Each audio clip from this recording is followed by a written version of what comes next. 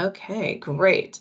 So we're talking about conservation easements and income tax credits. So here we go. Why do we care about this? So we have very generous state and federal tax benefits for people who choose to preserve their land with a conservation easement. And so I'm sure everybody in this group is involved with conservation easements in one way or another. So you know how important they are. And we are really fortunate in Colorado to have such a generous tool. It's the best one in the whole country. The transactions have to meet the qualifications. And so that's something that we'll go over in a lot of detail today.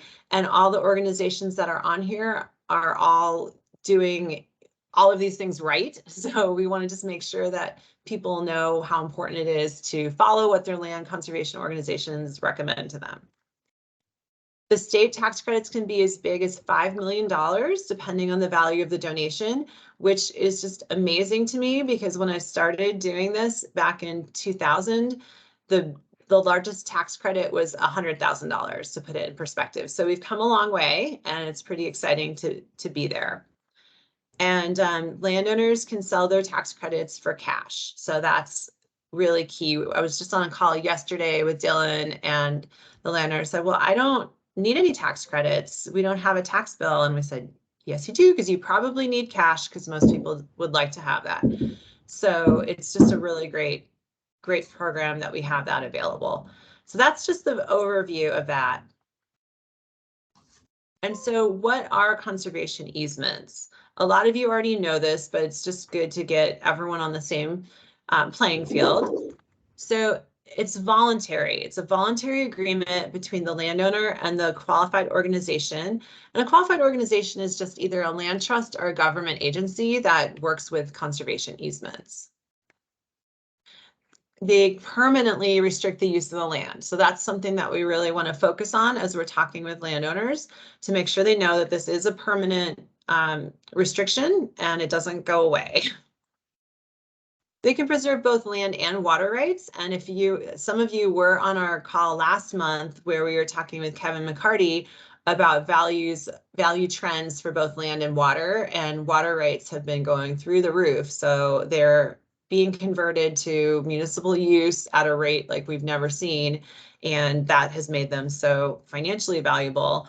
And that's something that can be protected with conservation easements.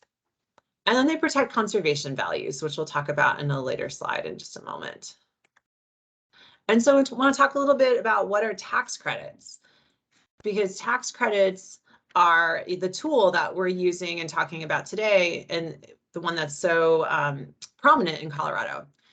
So a tax credit gets used against your tax bill dollar for dollar.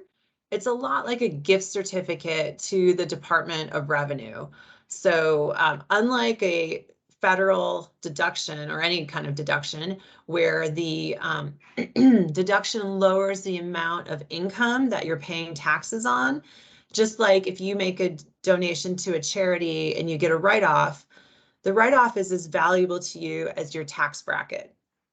These tax credits are valuable to pay your bill with it. So after you've already done the calculation, you use the credit to actually pay your bill. So if you use it on your own taxes, $1 of tax credits is worth $1 of value to you.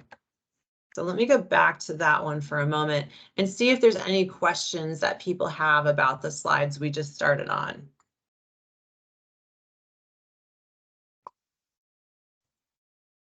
Okay, sounds good. So how do these conservation easements work?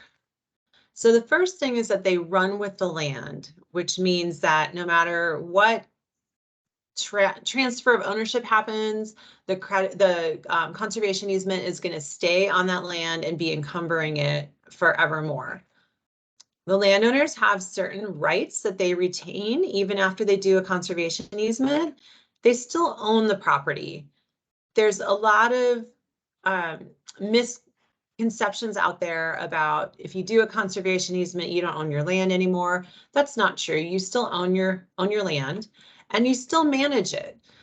Some of the conservation easements that are done through, say, CPW or some other government agencies may have some management requirements in it, but those are all agreed to ahead of time. So as you're doing your conservation easement, you know what management practices you're agreeing to modify or adhere to. And so they, beyond what's in the actual document, they can't tell you how to run your property. So that's still a day-to-day decision of the landowner. The landowner retains all rights that they don't convey. So, every easement is a little different from the other one. And so that's all negotiated so that it's done in a way that works for the conservation organization and works for the landowner. And public access is generally not required. There are some conservation easements that do, and when you're going for grant funding and you're trying to compete with other conservation easement projects out there, sometimes having the ability to give the public access is going to make you score higher, but there's no requirement that public access has to be part of it in order to get the tax credits. That's more a choice that each landowner gets to make for their own property. And the land can still be sold, it can still be leased and mortgaged. The only difference is that the terms of the easement carry on even after the land is sold, or the tenant has to follow the terms of the conservation easement when they lease it and those kinds of things. And then on the other side, the holder of the easement or the conservation organization, they have certain rights as well as obligations in regards to the conservation easement. So they have the right, well, actually they have the obligation, I should say, to monitor the conservation easement, which means once a year they will go out and make sure that the landowner is following the terms of the easement, that they didn't sneak a Walmart on the corner of their property since the last year. And so that's something that's really important for both landowners to understand, and it's a big obligation that's taken on by the conservation organization. And then the conservation organization also enforces the restrictions of the easement over time. So that's, some of you, I'm sure, work in stewardship. And so in that role, you will be enforcing if someone does violate it.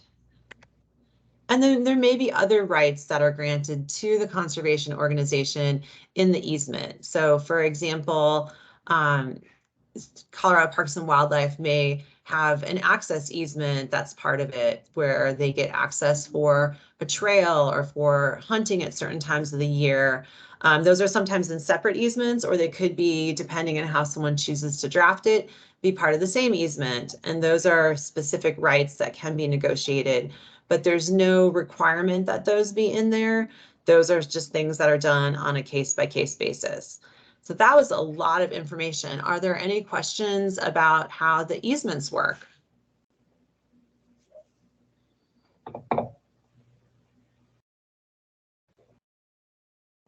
Okay, I will carry on. Oh, was there one? Did I hear someone? Okay. So to qualify for the tax benefits, there's certain things that need to be in place. And we'll start with the federal requirements, because all of the federal requirements are also required for the state tax credits. And then there's additional state tax credit requirements we'll talk about after this. So it has to be a qualified conservation contribution, which a conservation easement does qualify as that. And it has to be granted to a qualified organization, which would be a 501c3 nonprofit that focuses on land conservation, or a government agency that focuses on land conservation. So you can't just donate a conservation easement to the Red Cross, because that's not their mission. But you can donate a conservation easement to your local land trust, or to a government open space program, or something like that. And it has to be done exclusively for conservation purposes, which is a term we talked about a minute ago, and we're going to define it now. So here are the conservation purposes recognized by the IRS as well as by the state. So the first one is outdoor recreation or education of the public. And so that could be, like I mentioned a minute ago, a trail. It could be that you have some kind of education facility where the public can come for a nominal fee and take a class. It might be environmental education. It could be anything like that. Protection of a relatively natural habitat. So that we're really blessed in Colorado to have such great habitat. So this will be looking at what kinds of plants and animals use this land, and is it still in a relatively natural state? It doesn't have to be perfect. We know nothing's perfect, but as long as it still has a lot of that natural habitat left. And then preservation of open space. And open space is a word that gets used for lots of different things. So it's pretty clearly defined in the tax code. One of the ways to qualify is if it's scenic. And so it can either be a beautiful piece of property that the public can see from a public place, or it can be kind of a gateway or protecting the view shed of something that's really beautiful behind it. So for example, in the area where I live in the Northern Front Range, we have the peak to peak scenic byway. And so if you own a piece of property along the peak to peak scenic byway, your property might be kind of ordinary, but if it is allowing people that are driving down that road to see the beautiful peaks that are behind it, then that would still count as scenic enjoyment. And then this one is quite the mouthful. So if the open space is pursuant to a clearly delineated governmental conservation policy. So the examples I use for that are when a county open space program or a county government creates a master plan where they say, we want to protect riparian areas within our county. Or the state of Colorado has said agricultural production is important to the state of Colorado. Those are governmental conservation policies. And if protecting this piece of land is going to help further that policy, that's another way that we can be showing that this is qualifying under the open space purpose. And then the last one is preservation of a historically important land area or certified historic structure. So that one, again, is one that haven't been using a lot lately, but we're really hoping as we start connecting more with the preservation community that we'll be able to add preserving historic buildings to the purposes that we're using these tax credits for. So it hasn't been very popular in the past, but we're hoping to make that more popular going into the future. So I'm again going to pause for a second and see if we have some questions that I can answer about anything we've talked about so far. I had a quick question. Great. The relatively natural habitat, is there kind of like relative, like it's such a broad term, is there kind of an objective way to quantify that, or is it just kind of dependent on the land trust selection criteria? That's a great question. There really isn't a strong definition for that yet. The way we're going to get a definition is by having court cases, and that isn't an area that we've been fighting with the IRS on. So there is some guidance in the Treasury regulations, but it's not very helpful. So what we're doing, at least in the state of Colorado, is really trusting the land trusts to use their judgment.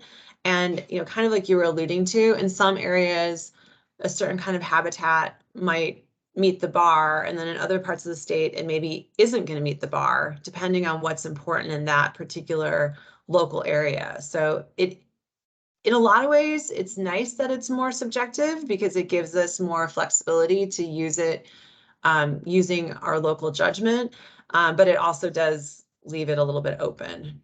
Is there anyone who's had any issues with that? Like maybe there is a concern out there where either the state or the feds have challenged challenged the relatively natural habitat. The one thing I would say is that there had been a time when the IRS was saying it had to have a threatened or endangered species to qualify, and the tax court said no, it does not. So that we did get that question answered. So it's not that crazy of a standard, but it is leaving a lot to judgment. So yeah, thank you for asking. Any other questions? How are historic structures valued? You know, as far as land, when land's placed on a conservation easement, it's before and after. But how do they do with historic structures, especially given that many historic structures are already, you know, subject to some historic regime? So it seems like it'd be hard to do kind of a before after type evaluation. That's such a great question. And yes, it is hard. And there are people who have an expertise in that. And we actually talked to a gentleman, I believe he's from Chicago, who has that expertise. And once we are ready for folks to do a conservation easement on just a historic building, then we're going to be testing it to see. We'll have to, get them to hire someone who's experience with that. We don't really have anyone in Colorado that we know of who has experience doing those kinds of appraisals, but it will be the same kind of analysis. So they'll look at, okay, this building, if it was put on the market today, let's say it's a church in downtown Denver. And so how much would someone pay for this lot with a church on it? And they could do anything they want with it. They can tear it down or they can keep it. And so let's say that's $1 million. And then they'd say, well, how much would someone pay for this church building and lot if they could not tear it down? They had to keep it, and they couldn't change the exterior beyond a certain level. Like they had to keep the windows as they are. They had to keep the, exterior looking like it is. How much less would someone pay with those restrictions?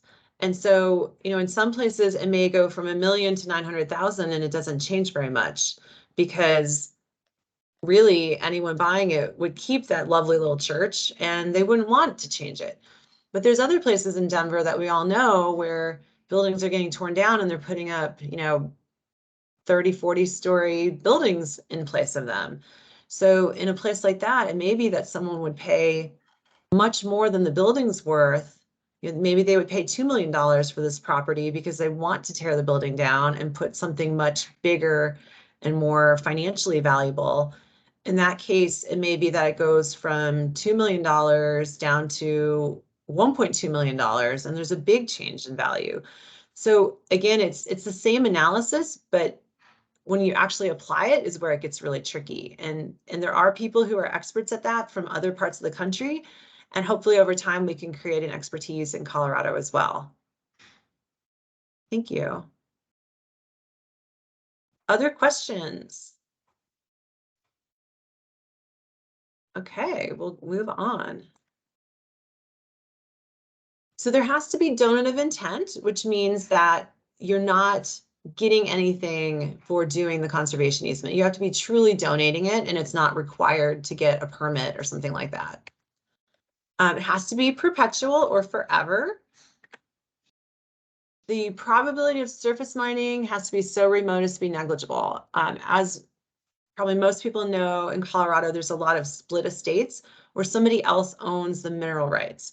And so if the landowner who's doing the conservation easement does not own their mineral rights, we hire a geologist who looks at it and says, what's the likelihood that these minerals will be mined by a surface method? So that's something that gets analyzed. And if the answer is that there is a high likelihood of it, then it won't qualify for the tax benefits.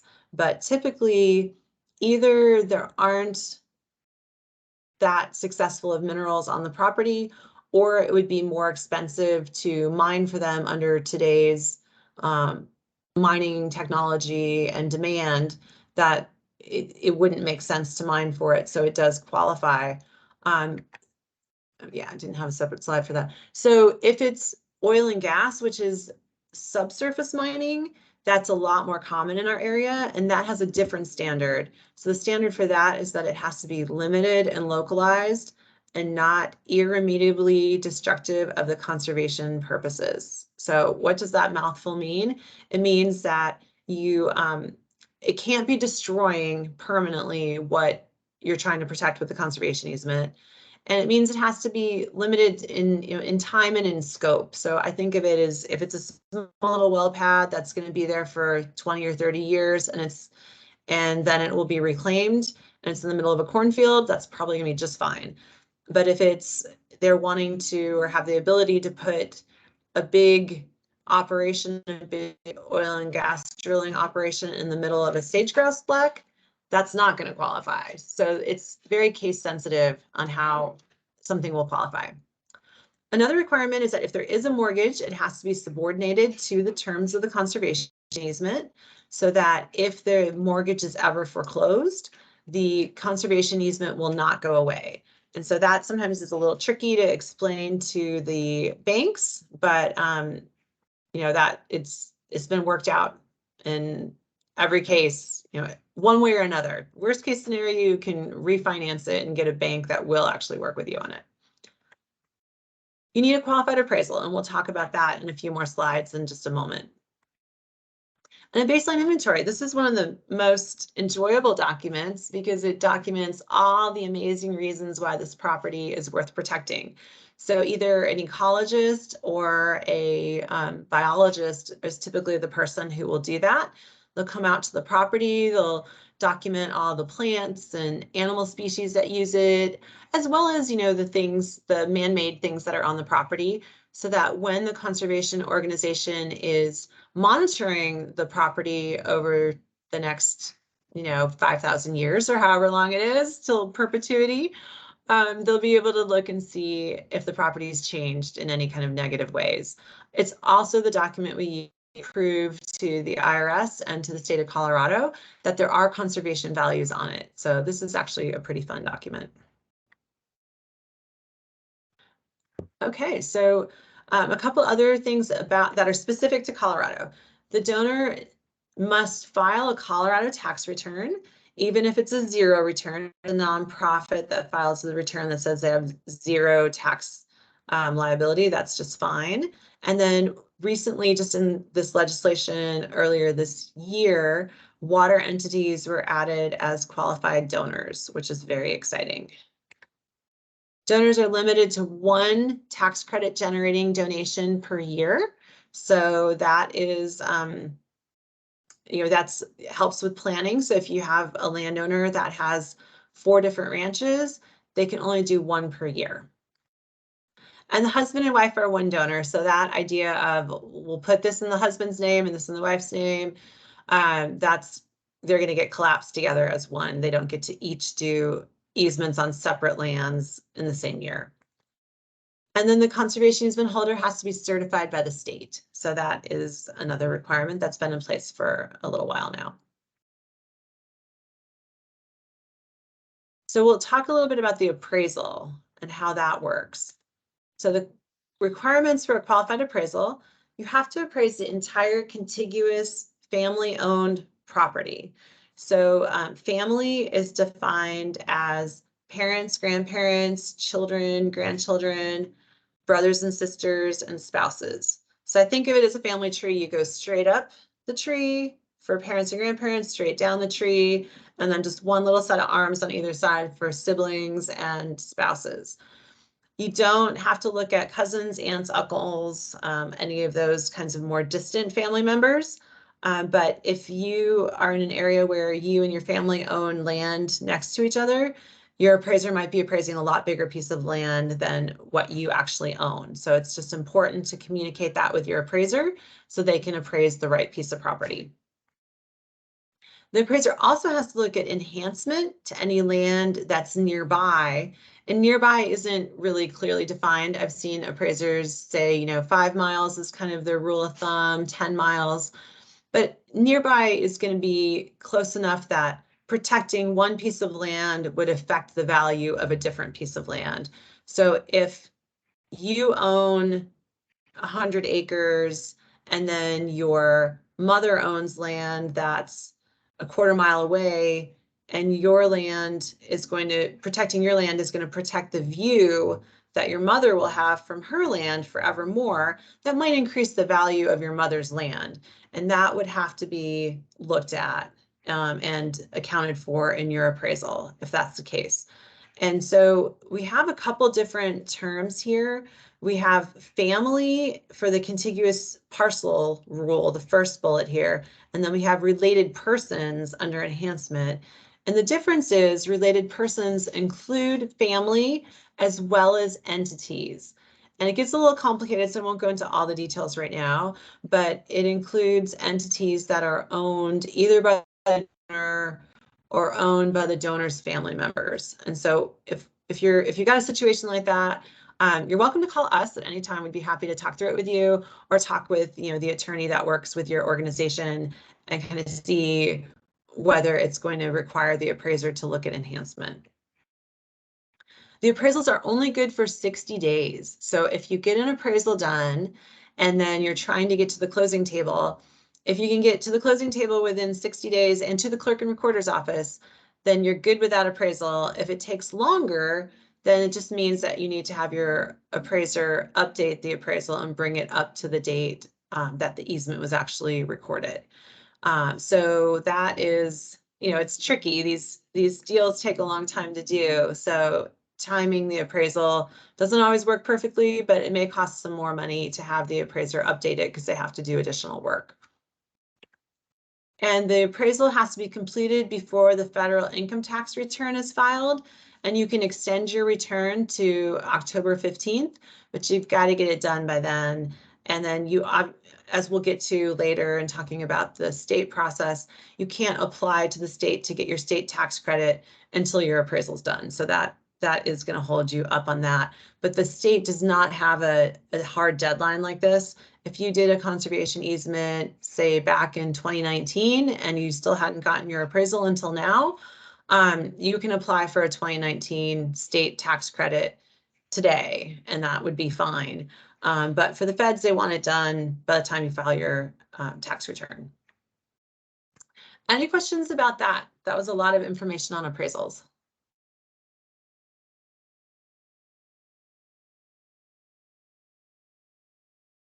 Okay.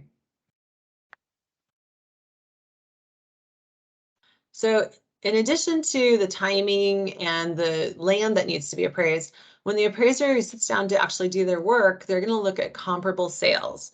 So what that would mean is properties that are similar kinds of land to the easement property, and you're in similar location, similar time. You never get all of that. Well, I guess I shouldn't say never, but you often don't have all of those factors that are so similar for a particular piece of property because ranches and farms are so unique. So the appraiser may have to pick properties that are a little bit different geographically or a little bit different features, and then make adjustments to it. And so they're going to do a before and after valuation. So they're going to determine how much was the property worth before the conservation easement and how much is it worth after the conservation easement. So we've got a little example for that. So let's say that the land with no easement in place is worth $3 million. So they went and they looked out at the marketplace and said, if we put the for sale sign on this property right now, someone would buy it for $3 million. Then the appraiser asked themselves, how much would someone pay for this if there was a conservation easement in place? And let's say that this conservation easement allows a building envelope for a house and agricultural buildings, but no subdivision and no more houses beyond that. And the appraiser looks at other comparable sales of properties that had similar conservation easements on them and says, you know what, someone would pay $2 million in that situation. Then in this example, the conservation easement value is the difference between those, or the $1 million.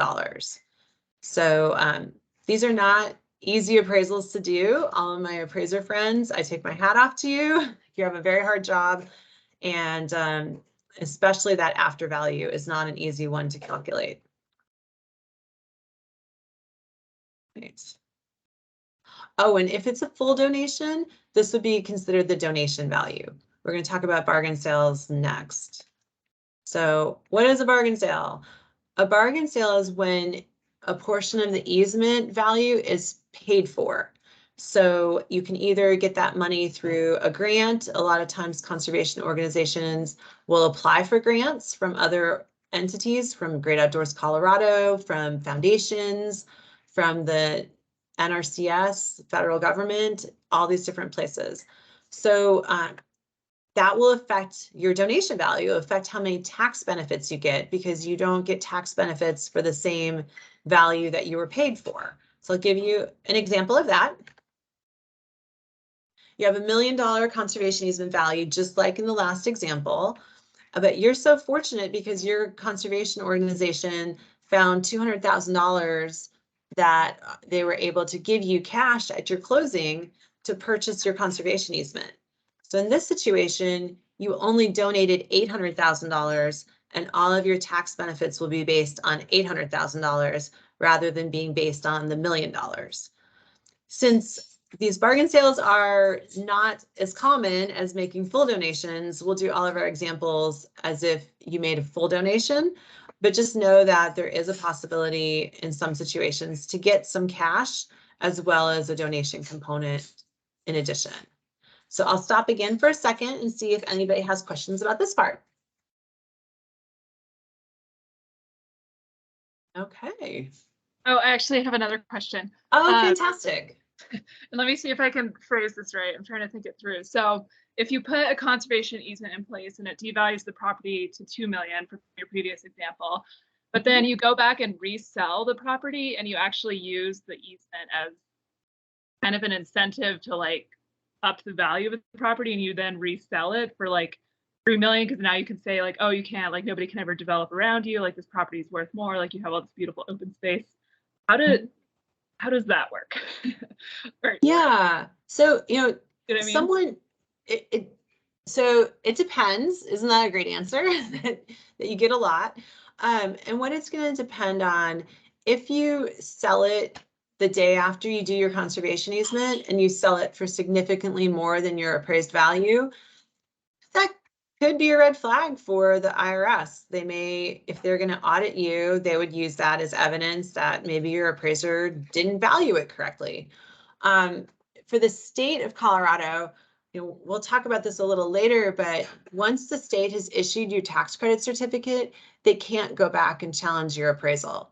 So unlike the IRS that has the ability to audit you for the next 3 years after you file your tax return, the state does not have the ability to audit your appraisal after they approve it. So, you could get really lucky and do a conservation easement that we all think is reducing your value down to 2 million, but you find someone who's willing to pay you 3. Now, if you do this a year or 2 or 3 or 4 later, no one's really even going to notice, because it could have gone up in value for lots of different reasons. But typically, a property is not going to go up in value because the easement's there. Now, it may go up in value because your neighbors put an easement on it.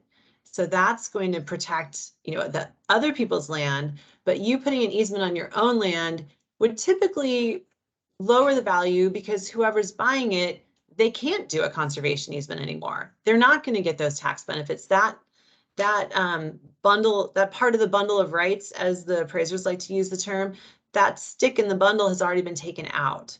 So, there come a time when properties that the only properties left that are large and, not highly developed are ones with easements on them, and then they do sell for a premium.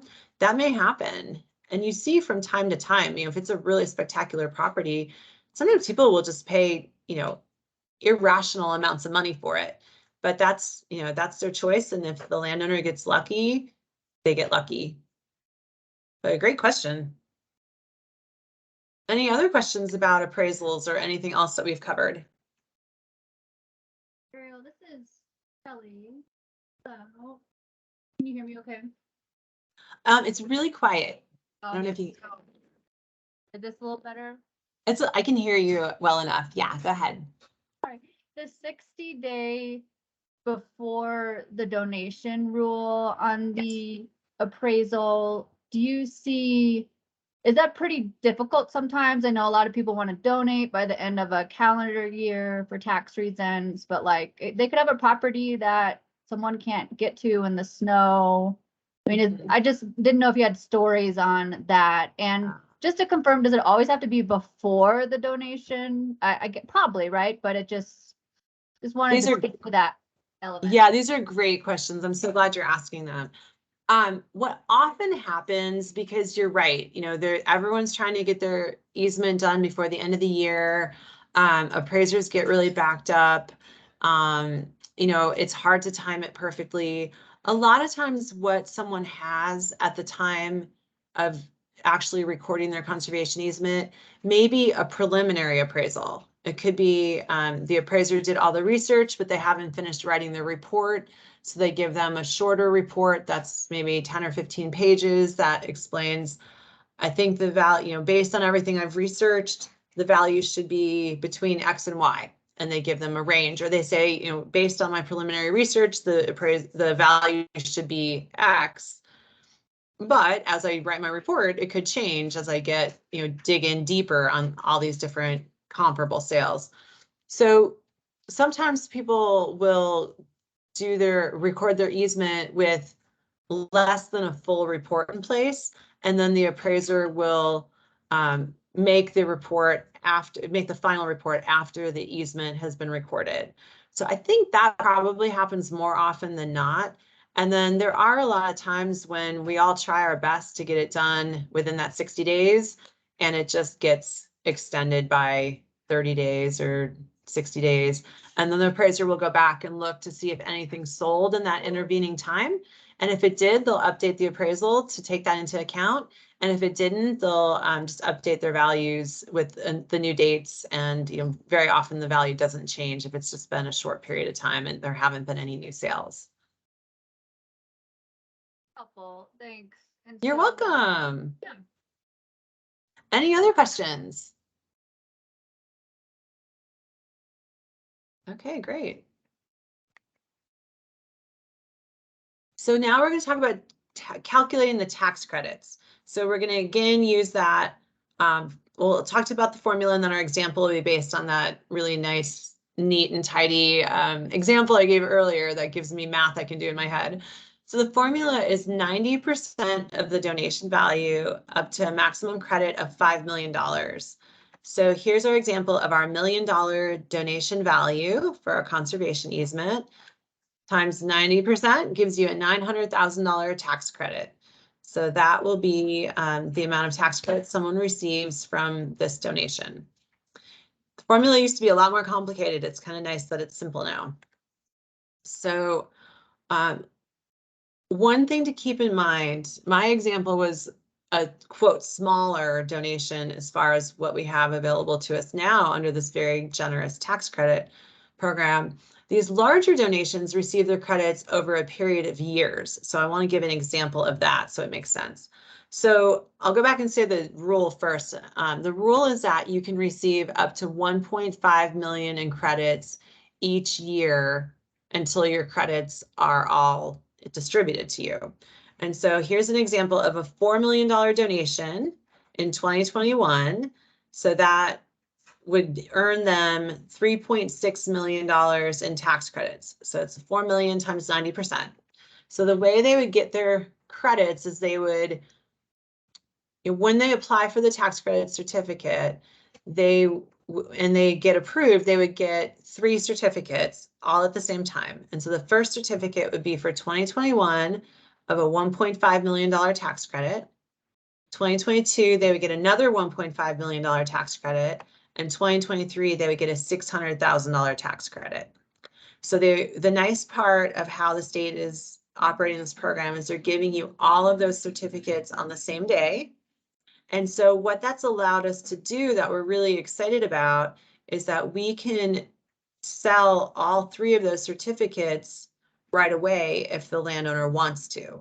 Now we're going to talk a little bit later about how these credits are treated for tax purposes and things like that, that maybe would make some people want to not sell their credits right away, which is completely fine. But for people who do want to sell them right away, we can sell even credits that can't be used for 2, 3, 4 years into the future. We can sell them now because we fortunately have a couple of buyers who are willing to do that, which is fantastic. So this is just a little unique thing that we have going on in with our credit now that it's so generous to go all the way up to $5 million in credits. The state didn't want those credits to all be used up by the same person in the same year, so they spread it out over a period of years. Are there questions about that? Because this is new and it's kind of unique, so there may be some confusion there. Okay. Oh, I have a question. Oh, great. I think we're raising our hands, Ariel. I don't know if you can see those or not. I but, can't see any of that, so I'm going to count on Bianca and Dylan to let me know when people are raising their hands. So thank you. Cool. I just want to know, is there a cap on the credits allotted each year? I know you're talking 5 million like to an individual over multiple years, but say you have like 10 individuals come in. Is there like a set limit, like a ceiling? Yes, there definitely is. So the set limit per year is $45 million per year statewide. And so we, as a community, we've had that $45 million number since 2014, and we never hit it until 2021. That's the first year that we hit that $45 million number. And so it'll be a slide later that I'll just do quickly when we get to it. So what happens when we hit that cap is that people start receiving credits for the following year, and they get put on a wait list. So the state is allowed to issue up to 15 million additional credits on that wait list for the following year.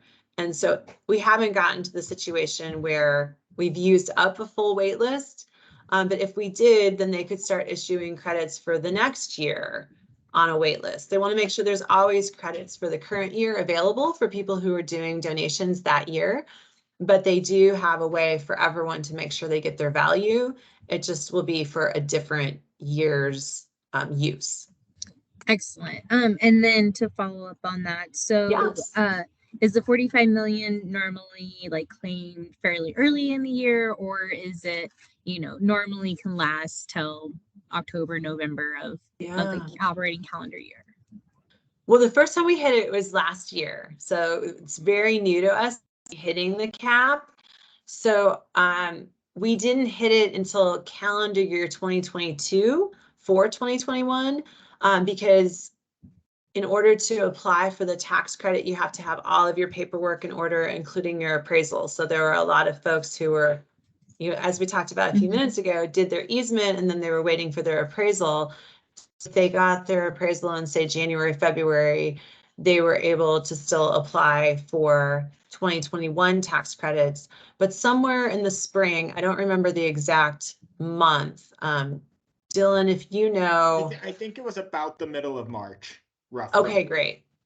So about the middle of March is when it filled up. And then at that point, when you applied for a tax credit, you knew you were going to be getting a 2022 tax credit, even though you did your donation in 2021. Okay, excellent. Thank you. Yes.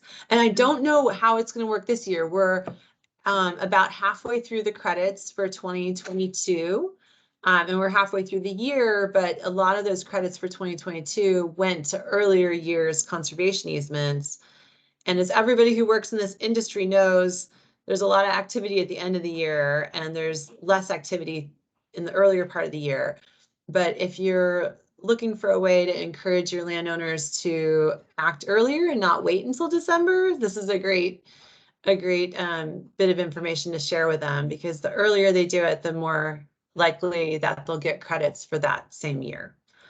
But again, it doesn't hurt to get credits for the next year unless they needed to use them on their own taxes for that year. So let's say you're doing an easement this year and you sold your business this year and you really need those tax credits for your 2022 tax return.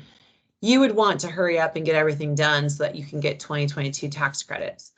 But if you're just going to be selling your tax credits, it's not a big deal to get 2023 credits versus 2022. So I just don't want people to stress out and be rushing to do something and maybe not doing it as thoroughly as they would. There's only very limited situations where someone has to worry about getting it for that year. And other questions? I saw that Kim Rogers had her hand up, but then she took it down. So I'm not sure if Kim has a question.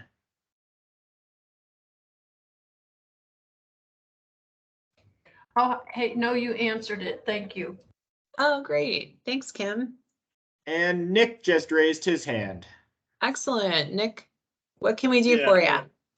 I'm curious, those tax credits that when you're selling them, that they can't be used for a few years, do those command a lower value on the market than tax Yeah. credits that can be used in the present year?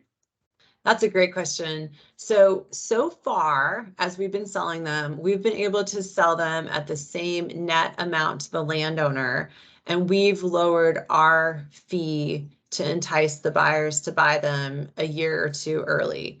So we've been successful with that so far, and we'll continue attempting to do that as we bring in more buyers to buy multiple year credits.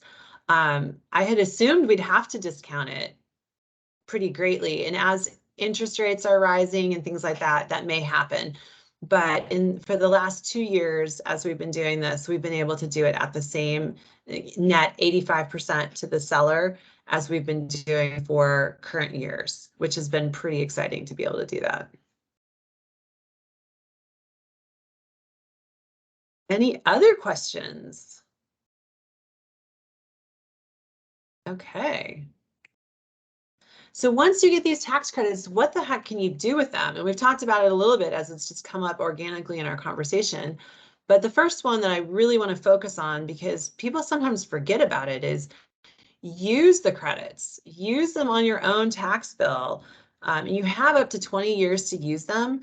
Most people don't want to hang on to a credit for 20 years because they'd probably rather get the cash for some of it now.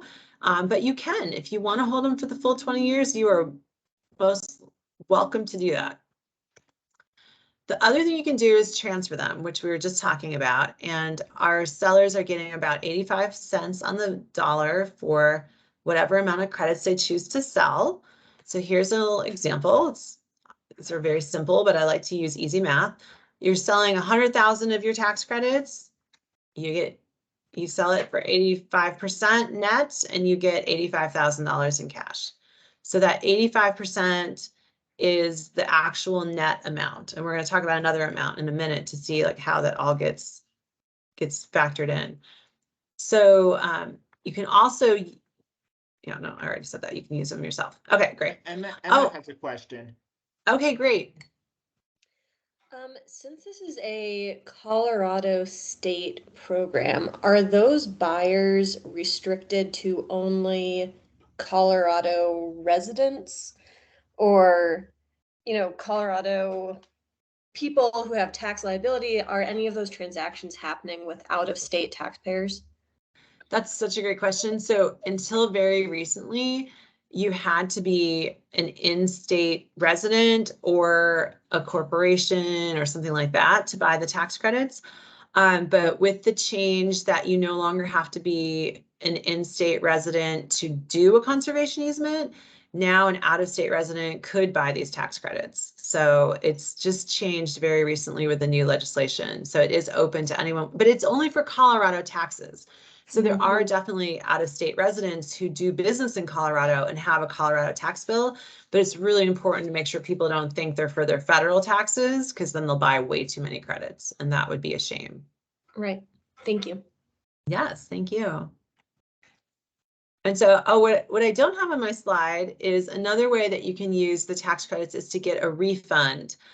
So in years of a state budget surplus, and for a while we didn't have them, but we've been having them again more recently, including 2021 as well as 2019 were budget surplus years. And both of those years allow people to get up to a $50,000 refund from the state, which is at 100%. There's no discount given for taking that refund. So that's something we always work with our landowners on, like calculating whether that makes sense. It takes more time to get that back. So for some people, it's better to just sell their credits and get the money right away so they can pay off debt or buy more land or whatever they may need.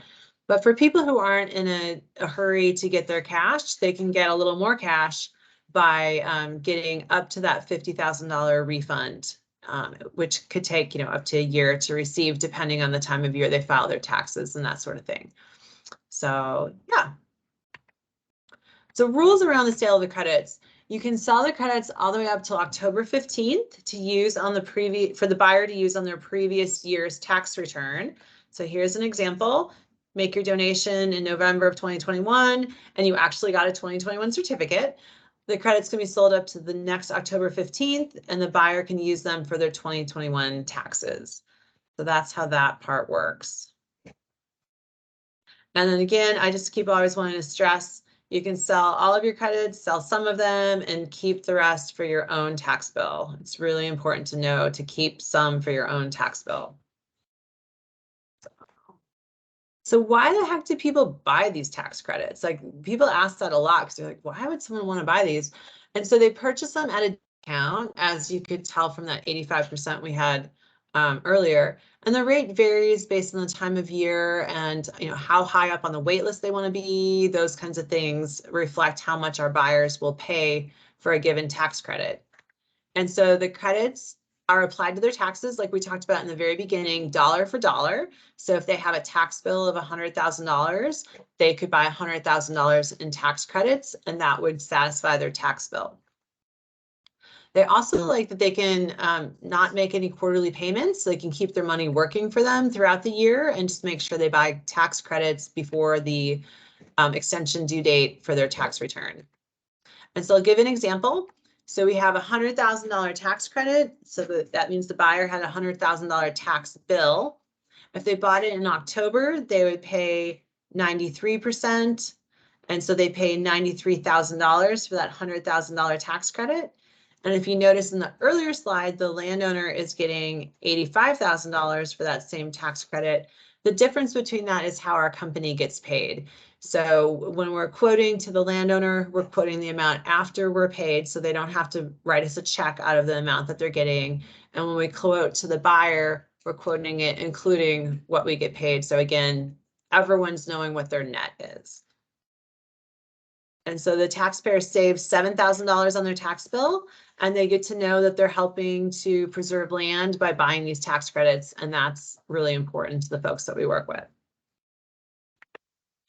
And so the next obvious question is going to be, what the heck do you guys do to earn that 8% fee in that example we gave? So the brokers will review and correct a bunch of different documents. So the first thing is we review every appraisal, and we have 2 people on our team read every appraisal, because one person is looking at all the math and all the numbers and checking everything. The other person, and the other person is currently me, is reading it from a big picture perspective and looking at, whether there's trends within the appraisal report that don't seem consistent, or how it compares to other appraisals that we've read. Does it seem like their assumptions are in line with what other appraisers are doing? So we have 2 of us read every appraisal to get both of those perspectives, because when we've been short-staffed, I've tried to do both myself, and it's really hard to do both at the same time. The other documents that we review are the deed of conservation easement, and we run that through our checklist that is mirroring the the Division of Conservation's checklist, as well as what comes out of the Treasury regulations. We review all the title work, the baseline report. We prepare the first draft of the tax forms that the landowner and their accountants will look at and make sure that we got it all right. And supporting documents. And so, yeah, so supporting documents would include the mineral report, any subordinations, those kinds of things. Then we also do the tax credit certificate application. So we'll prepare the application to the Division of Conservation requesting the tax credits. And so we'll get that submitted for the landowner, and that will all be taken care of. We also will guide everyone through the process. So there's the new transfer process. So after the credits are sold, there's a transfer process where the buyer gets a new certificate. And if the seller is keeping any credits, they'll get a new certificate showing the new amount that they received. We also do a lot of tax planning with the folks' accountants and meet with them to help them to make the best decision possible to get the most out of their tax credits. So those are the things that we do that, and other tax credit brokers do to basically earn earn the fees for what they're doing. So are there questions about that, about the tax credit part, about the transferability? I'll also throw out there the example of what the buyers pay. Our buyers pay anywhere between 89 and 94 cents. So I was using an example of someone who wanted to be at the top of the wait list and was buying it, you know, a good 6 months before taxes were due. So any questions? Okay. So we also get a small federal tax benefit for donating a conservation easement. And so the federal deduction, and again, we talked about, you know, a write-off versus a credit. On the federal side, it's a write-off. So it's something that's lowering your income. So then by definition, when you calculate your tax, it will be lower because there's less dollars being multiplied by your tax rate. So the way you calculate your deduction is you take your donation value minus the tax credits. So we'll use our same $1 million donation value as an example. So for that $1 million donation, you received a $900,000 tax credit. That would leave you with a $100,000 federal deduction. Now, if for some reason your accountant feels it would be better for you to have more federal deductions and fewer tax credits, you can request less than the full amount of tax credits that you're entitled to. So if you chose to request only $700,000 in tax credits, you would then get a $300,000 federal deduction. I haven't run into anyone yet who is better off getting more federal deductions, but that doesn't mean it's not possible. So there's a lot of flexibility available.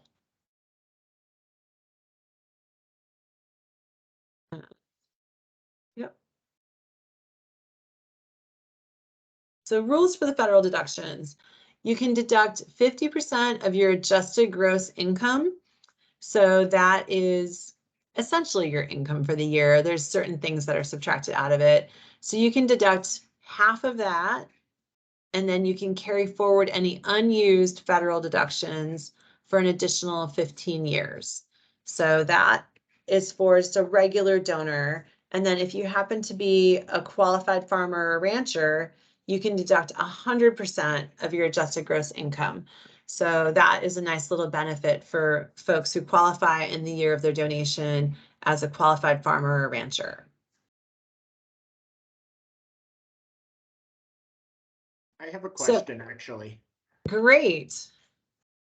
So for the federal deduction, are you required to, like, if you have that $100,000 deduction and you have more than 100,000 of AGI, are you required to use as much of the deduction as possible, or can you only use, like, say, 15,000 of deduction to get you below, you know, the next tax bracket, and then carry forward the rest to just keep taking a little bit at a time to get the top taxes taken off?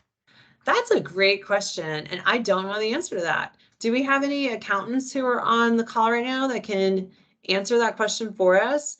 Because I think it would be the same answer as for any other deductions. Are people allowed to, I mean, there's no specific rule that's unique to conservation easements. So it really comes down to, are you allowed to only take a small percent, you know, a percentage of your deductions that you're entitled to? And I don't know the answer to that. Do we have any accountants that raised their hands to help us out here? Shall raise Generally speaking, yeah, it's your cash basis. So you take the deduction in the year that it occurred and carry it forward if you can't use it all. Okay, great. Thank you. It's so good to have smart people in the room that can answer the questions. I really appreciate it. Okay. Any other questions about the tax benefits on the federal side or anything we talked about earlier? Okay, great. So you get these great tax benefits, and then you also have to pay taxes. I'm sorry to say that, but that's just the way our tax system works. So if you sell your tax credits, you have to pay federal tax on that income and state tax too, but you keep the credits, as I'll say it over and over again, keep some credits to pay your state tax bill. So I'll talk a little bit in the next slide about how this feds interpret this. So there was a court case at this point, it's been over 10 years ago, called Temple versus Commissioner. And in that case, the court decided several things. One was that these state income tax credits are capital assets, which, you know, don't worry if that doesn't mean a lot to you. We do have some accountants here who it means something to them, which is great. So if you have a capital asset and you hold it less than a year and sell it, you get taxed at the short-term capital gains tax rate. So most people have heard about capital gains. And so as you're working with landowners, if they want to sell their tax credits right away, that they are going to be taxed as a short-term capital gain for the money they receive from selling their tax credit. A short-term capital gain is a higher tax rate. It's going to be the same tax rate as your ordinary income. So if you, and so how they're going to calculate that year, I believe is going to be at the time, oh, the last bullet here, at the time your tax credit certificate is issued, and your tax credit certificate has a date on it. That hasn't, back at the time that this Temple case came about, there were no certificates. It was all based on just your tax return. So they just counted it as the date that you recorded your conservation easement. But now that we have a certificate, my belief is that they're going to look at it as the date the certificate's issued. There hasn't been any definitive answer on that, so people can disagree with me and do it differently, and that's completely fine. But this is the more conservative way to look at it is once you get your certificate, hold it for a year from that date, and then sell your credits after that. One of the things that's really nice about how the state is issuing all 3, 4, whatever it is, years worth of certificates at the same time is that that 1 year time period is starting for all of the certificates you receive at that same earlier date. If the state instead was going to give you a certificate each year, you know, on the first of the year, then you'd have that much longer that you'd have to hold your certificate in order to get your long-term capital gains tax treatment. And long-term capital gains are typically a lower rate. I don't know if there's some weird situation where they're the same, but typically they're going to be lower. And so people will often, if they don't need their money right away, want to hold their certificate for a full year to get that long-term capital gains treatment. And this is something that we are really excited to take the time to meet with landowners and their accountants or other tax advisors to really figure it out for each person so that they're selling their credits in the right quantities and the right time to be the best for their particular tax and financial situation. So what questions are there about this? Because this is kind of complicated.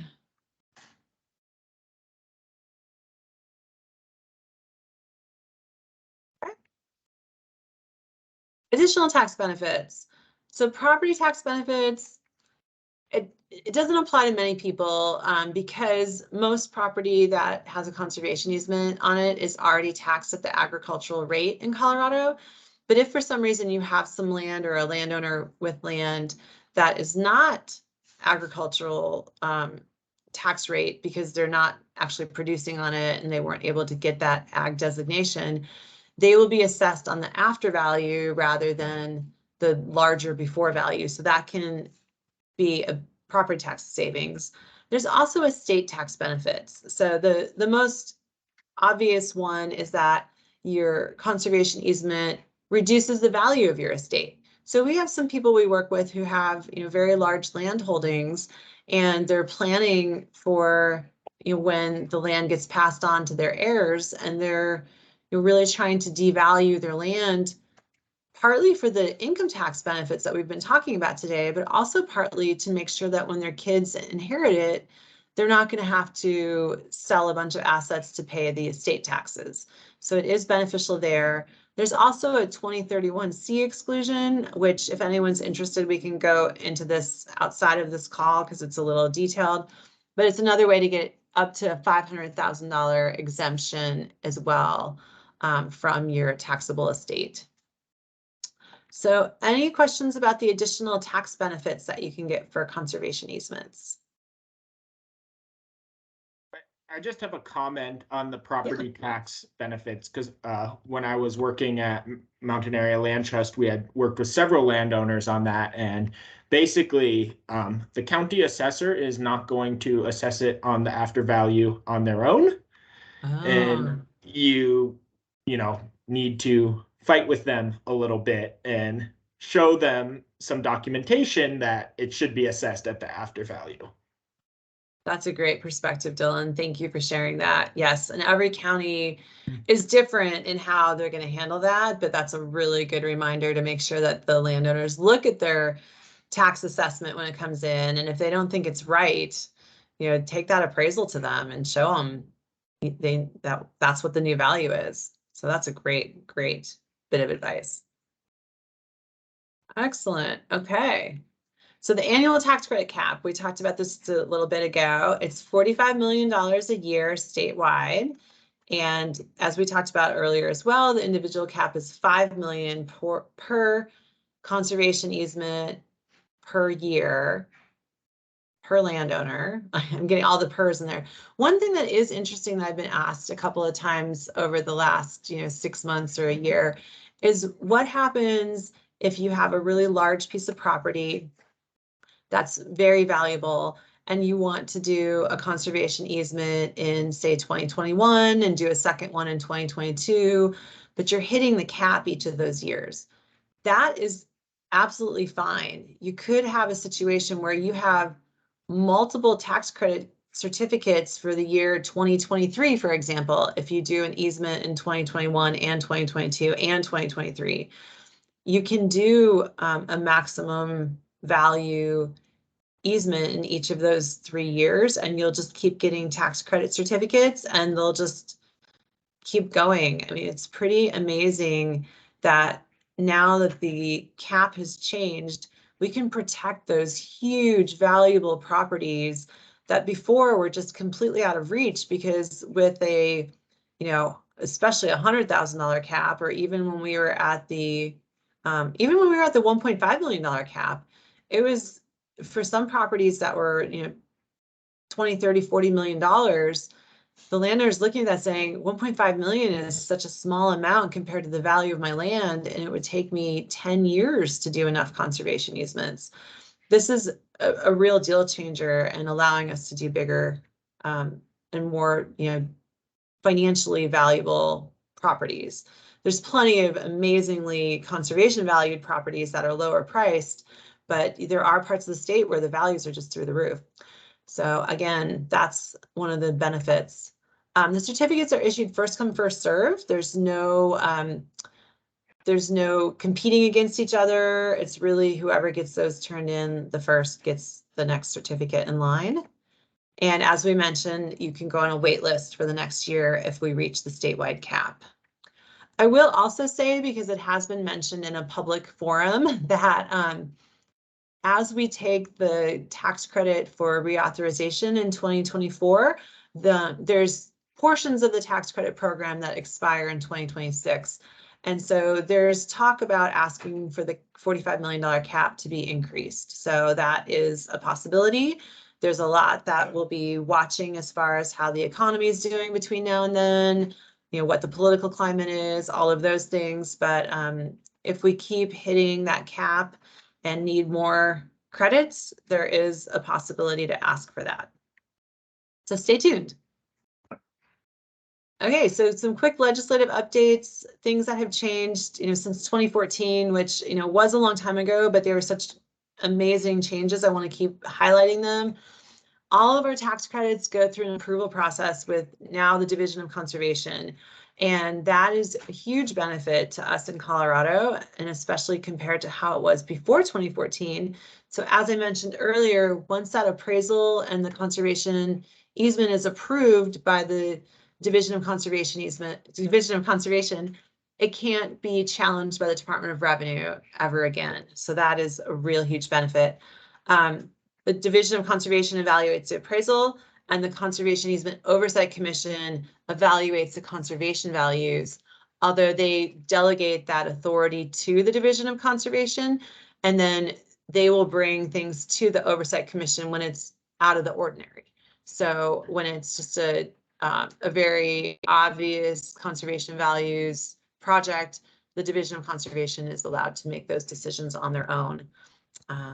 And then buyers of tax credits, as I mentioned, just last year, the program changed to where they receive a certificate in their own name.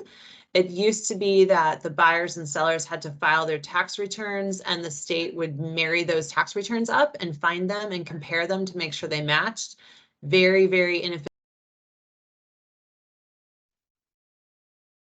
Was delayed in filing their taxes, it would delay the buyer in being able to get their refunds or be able to finalize their tax return. So that was a challenge. And so we've overcome that with this new system that seems to be working really well. Questions?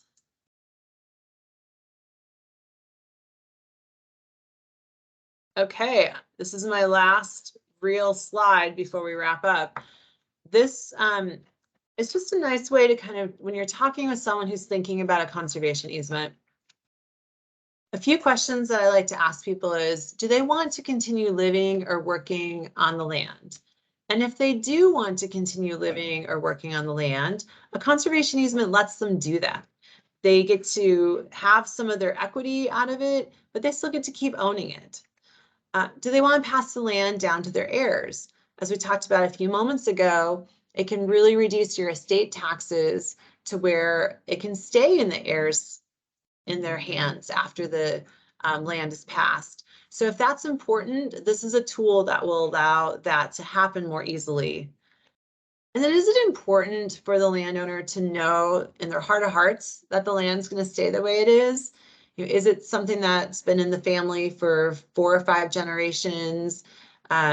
Is there just that emotional reason that they want to know that whoever owns it in the future is not going to be able to subdivide it and put, you know, a house in the middle of the beautiful meadow, and instead that will always stay available for people to look at and the elk to graze in it or whatever it might be. If that's important, a conservation easement allows that to happen. If what's most important is to get the greatest financial return right away, then a conservation easement isn't right. And it's fine if a conservation easement isn't right for someone, that's fine. And it's important to figure that out. They don't need to do one. And so if it's all about the finances, they're probably going to get more money just selling the land. So then, you know, don't encourage them to do an easement in that situation. So it's just kind of nice to have a few questions to think about. So just a very brief recap, and then I'll open it up for any questions about anything. It's extremely generous. We are so fortunate in Colorado to have this tool available. These state tax credits can be converted into cash, and everybody can use cash. And if they don't need cash, they can donate it to their favorite charity. So all of you land trust folks, make sure you're at the top of that list for your donors that don't need any cash. They can just send that cash right on over to you. The individual cap was increased to $5 million, which is really beneficial. And yeah, and then I'm just going to put this slide up that has my contact information and just open it up for a moment or two for any questions or comments or thoughts. We still have about 10 minutes left if people want to chat about anything to do with conservation easements, or we can wrap up now. So I'll just give a moment for people to think about whether they have some questions. And I also just want to thank all of you for taking the time again to be here today. It's been really nice to get to hear your questions. I wish I could have seen your faces. I can't, except for when you're talking, but I'm so happy you're here, and I hope that this has been valuable. And I just want to remind everyone that we recorded this presentation as well. So for anyone who wants a copy, we're more than happy to share that. If any board members or other staff members or landowners couldn't attend, we're more than happy to share this with them as well. Thank you, Dylan. Anything else? Okay, well, everyone gets an extra 10 minutes of their day. Thanks again, and we appreciate you being here. And we appreciate all the work you're doing for conservation in your various roles. Thanks so much. Thanks.